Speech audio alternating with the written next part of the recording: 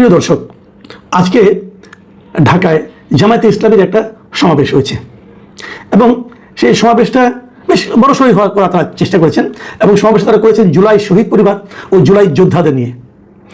এবং এই সমাবেশে তাদের সঙ্গে ছিলেন তাদের যে ভোটের যে শরিক দল মানে এনসিপি নেতারাও এই সমাবেশে কথা বলেছেন এবং যথারীতি এই সমাবেশ থেকে তারা সরকারি দল বিএনপির প্রতি কিছু হুমকি দিয়েছেন, বিএনপির কিছু সমালোচনা করেছেন এবং এগুলো করেছেন।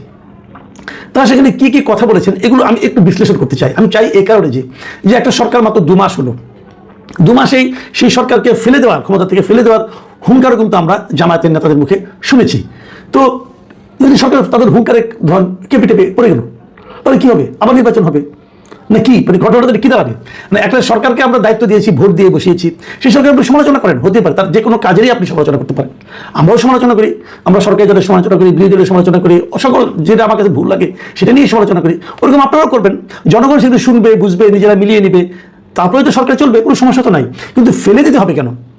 তারপর যে সমস্ত কথাবার্তা বলা হচ্ছে এই কথাগুলি নিয়েও আমি একটু আলোচনা করতে চাই। যে জিনিসটা বলেছে জামায়াতের আমির, তিনি বলেছেন যে বিএনপি প্রতিটি বিষয়ে পালিয়ে যাওয়া ফ্যাসিবাদের রাস্তা ধরে হাঁটা শুরু করেছে। প্রতিটি বিষয় কিন্তু আমার এই প্রতিটি বিষয় নিয়ে আমার আপত্তি। আপনি বলতে পারতেন যে বিএনপি কোনো বিষয়ে কোনোভাবে তাদের আচার আচরণ দেখে যেন মনে হচ্ছে এরকম বলতে পারতেন, কিন্তু আপনি যখন বলবেন প্রতিটি বিষয়ে তখন কিন্তু প্রশ্ন উঠবে যে বিএনপি যা কিছু করছে, এই সরকার যা কিছু করছে সবই কি আওয়ামী ফ্যাসিবাদী মানে আওয়ামী লীগ পালিয়ে যাওয়া ফ্যাসিবাদী সরকারের মতো হচ্ছে? এইভাবে এত অতি সরলীকৃত বক্তব্য একজন জাতীয় নেতার মুখে কিন্তু আসলে মানায় না। এবং উনি কি বলেছেন? উনি বিএনপির উদ্দেশ্যে বলেছেন হাজার চেষ্টা করেন ওই আওয়ামী লীগ হতে পারবেন না, দুর্বল আওয়ামী লীগ হতে পারবেন। তো আওয়ামী লীগ হতে পারবেন না বলতে উনি আওয়ামী লীগের চরম যে স্বৈরতান্ত্রিক আচরণ ওটার কথা বলছেন? তার মানে তারা দুর্বল আওয়ামী লীগ, তো দুর্বল আওয়ামী লীগের মন্দ কি সেটা যেটা আচরণ কিছু কম হবে? কিন্তু এই ধরনের কথা যখন বলেন তখন কিন্তু একটু প্রশ্ন জাগে। যেমন উনি বলেছেন যে জুলাই গণঅভ্যুত্থান না হলে, মানুষ জীবন না দিলে বিএনপি আজকে ক্ষমতার তাপ উপভোগ করতে পারত না। এই কথাটা উনি বিএনপিকে জুলাই বিপ্লবের সুবিধাভোগী বলেন। দেখেন আপনার কথা কিন্তু ঠিক, আমি অস্বীকার করি না। কারণ জুলাই অভ্যুত্থান না হলে, মানুষ জীবন না দিলে তো আওয়ামী লীগ সরকারের পতন হতো না।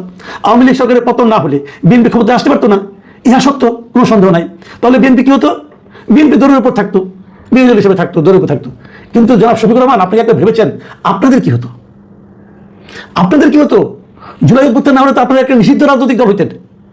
আপনি বলছেন জুলাই আন্দোলনের সুবিধাগুলো বিএনপি, জুলাই আন্দোলনে বিএনপি যতটুকু সুবিধা পেয়েছে তার চেয়ে অনেক বেশি সুবিধা পেয়েছেন আপনারা।